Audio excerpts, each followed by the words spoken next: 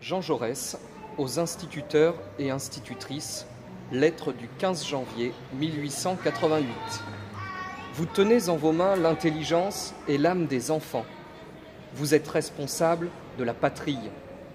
Les enfants qui vous sont confiés n'auront pas seulement à écrire et à déchiffrer une lettre, à lire une enseigne au coin d'une rue, à faire une addition et une multiplication. Ils sont français et ils doivent connaître la France, sa géographie et son histoire. Son corps et son âme. Ils seront citoyens et ils doivent savoir ce qu'est une démocratie libre. Quels droits leur confère, quels devoirs leur impose la souveraineté de la nation.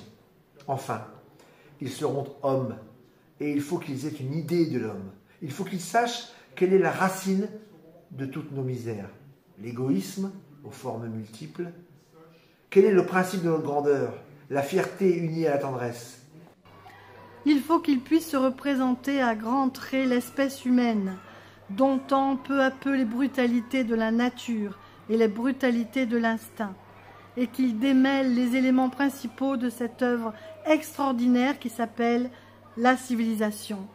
Il faut leur montrer la grandeur de la pensée, il faut leur enseigner le respect, le culte de l'âme, en éveillant en eux le sentiment de l'infini qui est notre joie et aussi notre force, car c'est par lui que nous triompherons du mal, de l'obscurité et de la mort.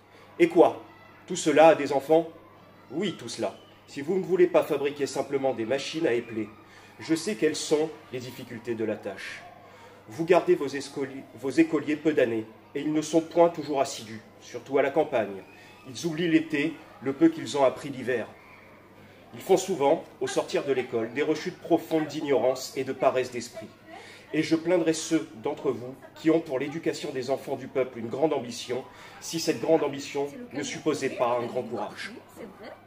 Sachant bien lire, l'écolier qui est très curieux aurait bien vite, avec 7 ou 8 livres choisis, une idée très générale, il est vrai, mais très haute, de l'histoire de l'espèce humaine, de la structure du monde, de l'histoire propre de la Terre dans le monde, du rôle propre de la France dans l'humanité.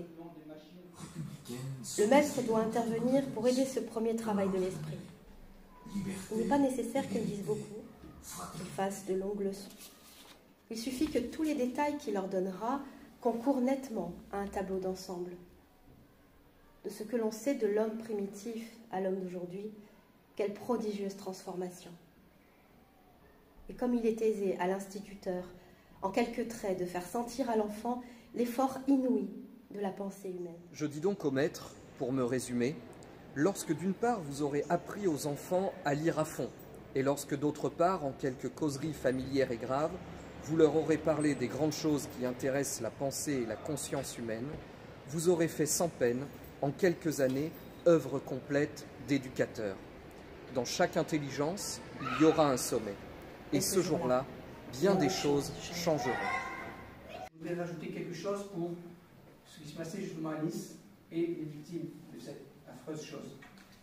Seigneur, nous te confions notre pays alors qu'il vient de connaître un nouvel événement dramatique à travers l'assassinat de plusieurs personnes dans la basilique Notre-Dame de Nice. Ton Fils sur la croix a crié le désespoir de notre humanité. Entends notre cri. Il nous entraîne aussi dans sa résurrection, qui nous enracine dans une authentique espérance.